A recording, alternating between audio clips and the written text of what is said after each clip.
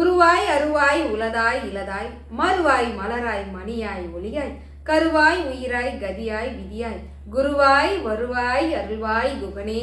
ஓம் சைராமர் பவி ஆறுமுகம் அருளிடும் அனுதினம் ஏறுமுகம். நான் மரியம்மாள் சரவணன்.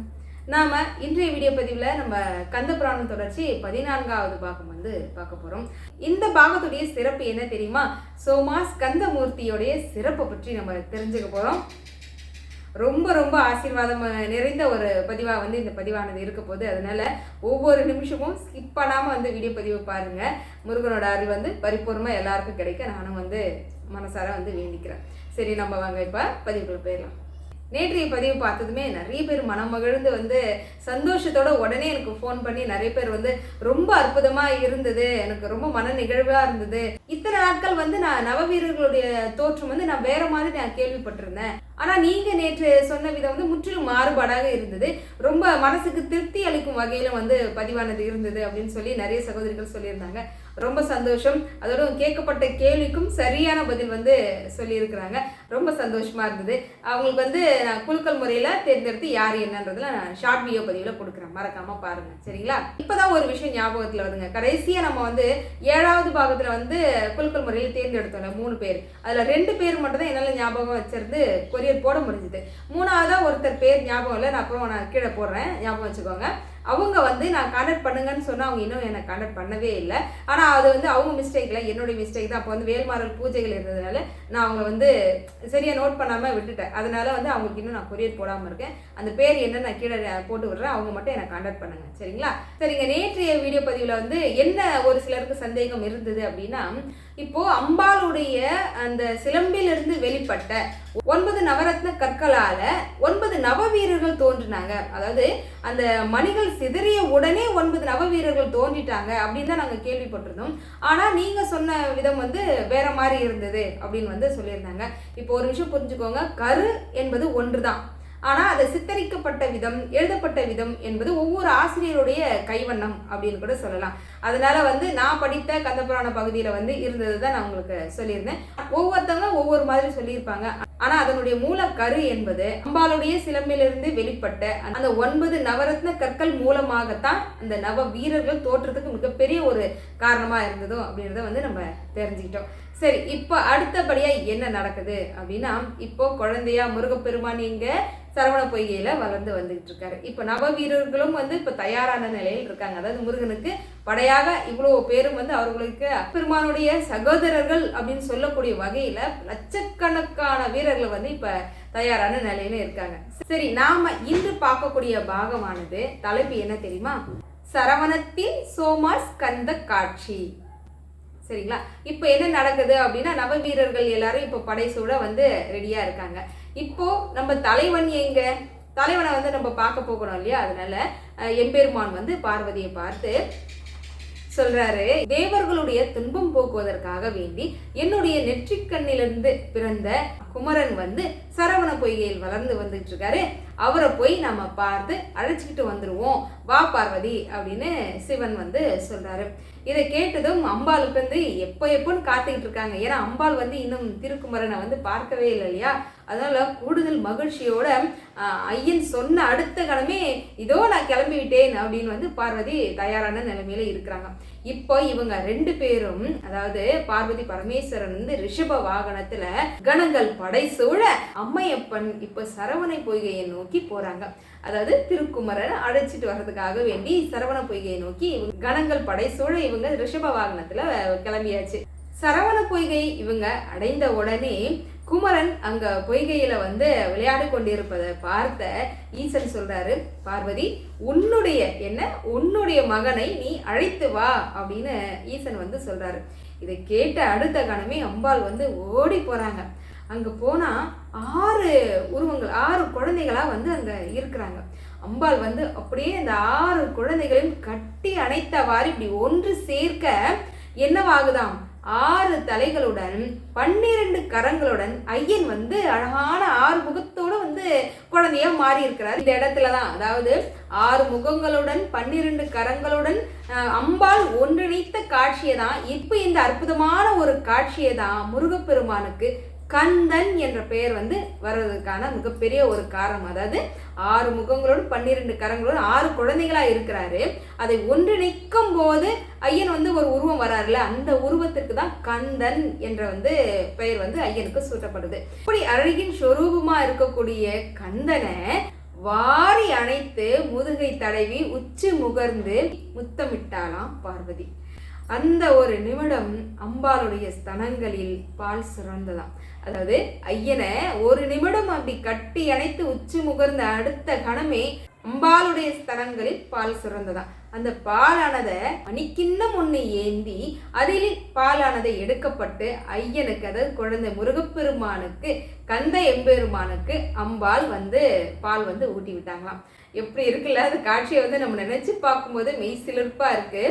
6 குழந்தைங்களா இருக்கிறத அம்பாள் தான் ஒருங்கிணைத்து இந்த கந்தன் என்ற பெயர் வர்றதுக்கான மிகப்பெரிய ஒரு காரணமாகவும் அம்பாள் இருக்கிறாங்க. அது மட்டும் இல்ல, அம்பாளுக்கு குழந்தைய அப்படி கட்டி அணைக்கும் போதே தலங்களில் வந்து பால் சுரந்து அந்த பாலானது மணிக்கிண்ணத்துல ஏந்தி முருகப்பெருமானுக்கு அம்பாள் வந்து ஊட்டியும் விட்டாங்களாம். அதை நம்ம கற்பனையா நினைச்சு பார்க்கும் போதே வந்து அப்படி ஒரு பூரிப்பா இருக்கு நமக்கு. பிறகு கந்த பெருமானை அழைத்து இப்போ ஈசன் முன்பு கூட்டிட்டு போய் முருகப்பெருமானை விட்டு எம்பெருமானை வந்து வணங்க சொல்றா. யாரு முதல்ல ஈசனை வணங்க சொல்றது யாரு? பார்வதி தாயார் வந்து முருகப்பெருமானிடம் வந்து தன் தந்தையை பார்த்து வணங்க சொல்றா. குழந்தையா இருக்கக்கூடிய முருகப்பெருமானும் தன்னுடைய அப்பாவாக இருக்கக்கூடிய ஈசனை தலகுனிந்து வணக்கம் வந்து சொல்றாரு. இதை பார்த்ததும் அடுத்த கணமே எம்பெருமான் வந்து அப்படியே அள்ளி அணைக்கிறாராம் முருகப்பெருமானை. அள்ளி அணைத்து தன்னோட இப்படி பக்கத்துல வந்து வச்சுக்கிறார். அதோட தன்னுடைய மனைவி பார்வதியை இப்படி பக்கத்துல அழைத்து இப்படி தோல் மேல தோல் போட்டு காட்சி கொடுத்தா மாதிரி ரிஷப வாகனத்துல காட்சி கொடுக்கிறார். இந்த அற்புதமான இந்த காட்சியை பார்க்க தேவாதி தேவர்களும் வந்து கண்குளிரும் வகையில ஐயனை வந்து பாக்குறாங்களா. இந்த காட்சிக்கு பேர் தான் சோமாஸ் கந்தமூர்த்தி.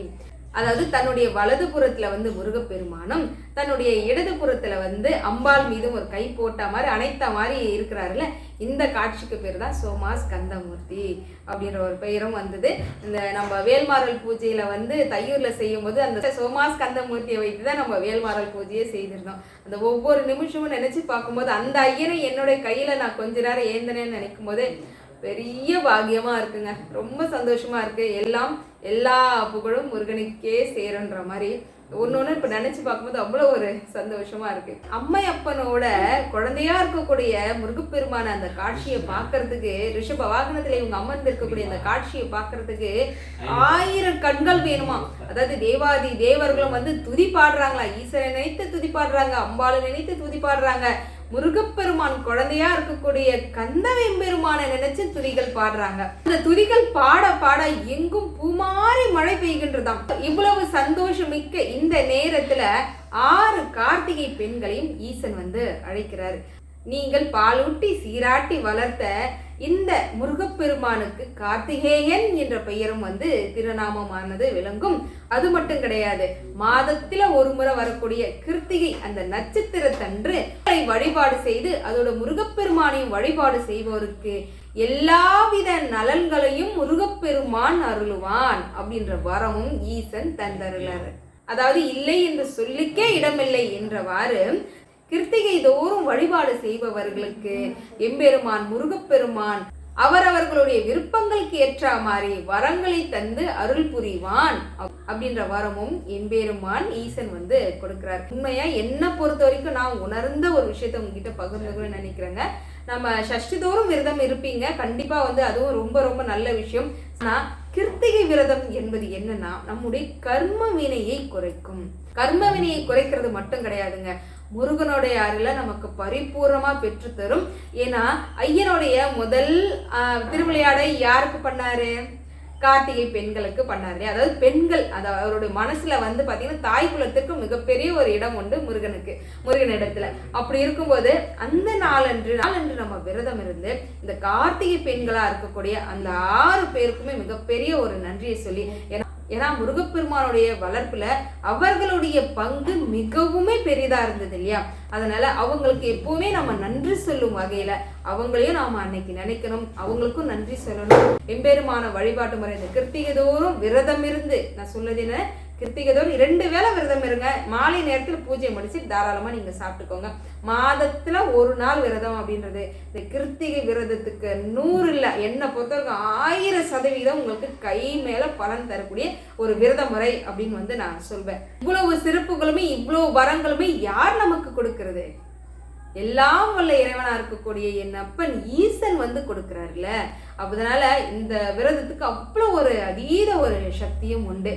அப்படி கார்த்திகை பெண்களுக்கு வந்து ஈசன் வந்து ஒரு வரமும் ஆனதை கொடுக்குறாரு. என்னன்னா அப்படி குழந்தையா இருக்கக்கூடிய முருகப்பெருமானை பார்த்து பார்த்து வளர்த்த இந்த கார்த்திகை பெண்களுக்கு மிகப்பெரிய ஒரு ஆசீர்வாதம் கிடைத்தது போலதான் இந்த கிருத்திகைனால நம்ம வந்து வழிபாடு செய்யறதும் அவங்களை நினைக்கிறதும் இவ்வளவுமே வந்து நமக்காக சொன்னது யாரு அப்படின்னா நம்ம ஈசன் அப்படின்றத யாருமே மறந்துடக்கூடாது.